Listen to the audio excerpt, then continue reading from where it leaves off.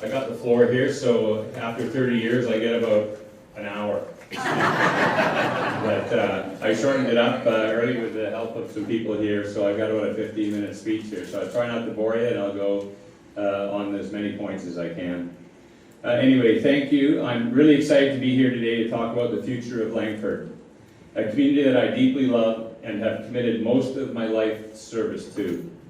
Many of you know that I grew up here. I never left.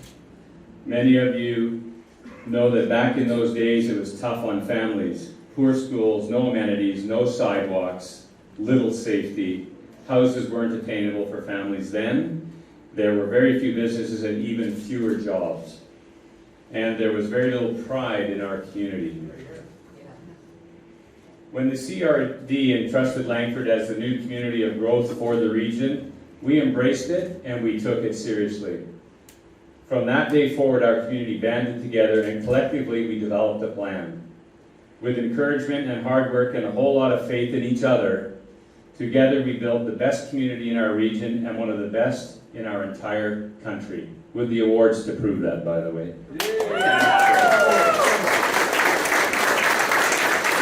So just in case most of you don't know, I may as well step in, but 2 years in a row, best city in BC, 19th best city in Canada, and in one magazine they said we were the best city in Canada, so there you go. So anyway, it's attributed to you guys and your support. So much has been accomplished since those difficult days. Through the planning, investments, and partnerships that we've created, we now have a thriving, flourishing city that is the envy of most and many communities across Canada. I have conversations weekly about how great Langford is and how we can continue to improve it. I get asked by leaders in other areas about how to create success in their own communities and how Langford went from dog patch with next to nothing to one of the most vibrant and sought after places for investment, for jobs, and for families to locate and raise their families. Even through a pandemic, we attracted businesses and investments and continue to thrive. We kept our taxes and the lowest in the region. But it's still tough out there for so many. We have a generation of young people that are struggling like never before. We know that when our kids have to move away to find opportunities or to afford a place to live, it takes away from our community. My commitment to you is to continue creating a series of pathways for success, which will not only benefit our young people, but our entire community. And I know those of you here today support a common sense approach, an approach that helps families and creates jobs. One of the most critical pathways for success is housing. So many people, families, are desperate in need of a place to live. It is simple as that. They want and need affordable, walkable, sustainable communities. I'm so incredibly proud of the work we've done to support housing in our region, from legalizing suites 25 years ago and leading the way in building much needed affordable rental housing. And I know a lot of you here in the audience are supportive of the rental housing and are actually building it, and I do appreciate that because you're building the most affordable housing than any community across Canada for the size of our city. So big round of applause for you guys for stepping up and taking on the affordable housing crisis. And then to creating our new unprecedented attainable housing program, which helps residents become homeowners by providing a down payment by the city and a reduced purchase price from the developer. And with every development comes revenue to the city in both land transfers and building fees from the development community. Those land transfers create parks, those fees build our amenities, they help construct our sidewalks, our roads, and our sewer system. They help us invest in our schools, our policing, and keep our taxes low. Some of the work I'm most proud of has been done in partnership with our school district. We've helped develop some of the best schools in our province, schools that have amenities like no other.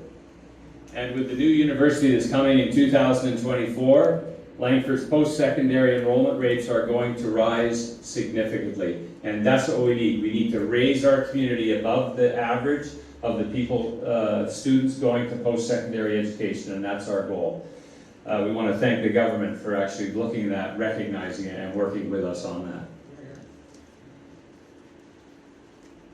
Because getting a university education is going to be much easier when you can live at home and just walk to your university, this university will add vibrancy to our downtown core, stimulate our economy, and will develop young minds, future leaders for the years to come. Like so many communities in our province, we need more doctors and healthcare professionals. We're working with community groups and doctors to be a part of that solution, including having a multifaceted plan to attract medical professionals to our community. To its exceptional livability, and now we'll also have a generation of young people that will be trained in these fields in our local university. Now I want to touch on our safety in our city. Year after year, Langford has seen a reduction in our crime index. You see it going up in Victoria, you see it going up everywhere else. I can tell you we're one of the only municipalities in BC that the crime index has gone down for the second year in a row. And that's a testament.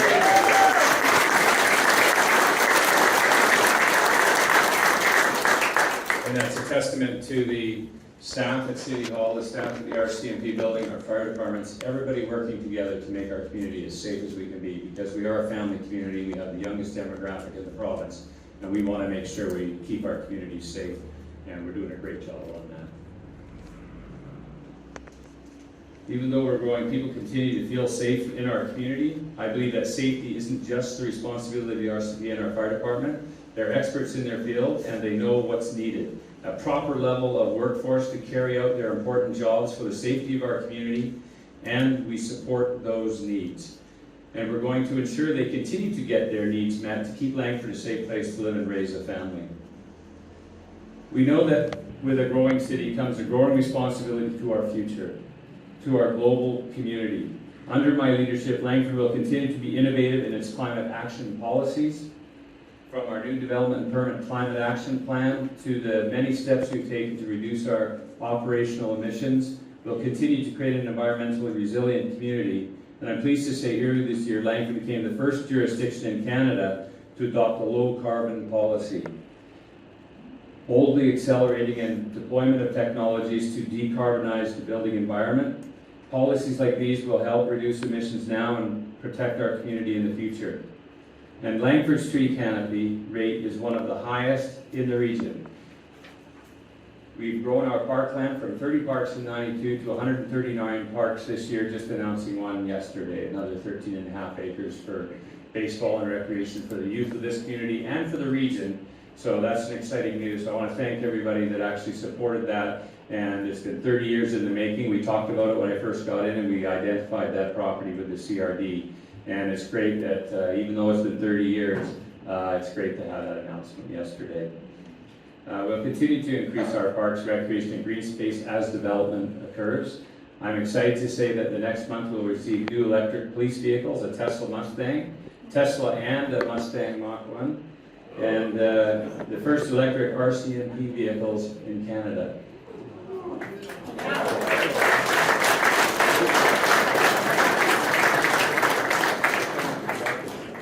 And we'll also continue to build Langford's reputation as the sports capital of Canada.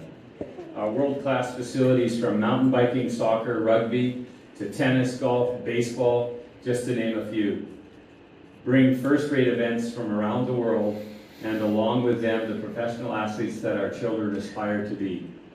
We are also creating new arts and culture amenities in the city. All these amenities not only support our residents, but bring in significant revenue to the entire region. As Castro so ably said, businesses in Langford are thriving, and his is a prime example. We're committed to rolling out the red carpet for investors that bring good-paying jobs to our community. We're created this path to success, a vibrant, growing community that cuts red tape and bureaucracy, and we will continue to do that. That in turn, that creates jobs, builds the amenities, keeps our community safe, helps our schools, and creates a legacy for our next generation. I'm passionate about our city and keeping Langford a great place to live, work, and learn and play. And that's why today I'm announcing that I am continuing to run as the mayor of your great city.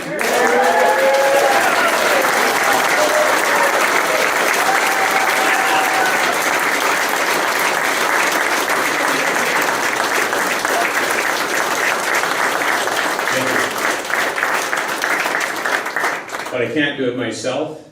I'm getting older. I've been doing this for over 30 years.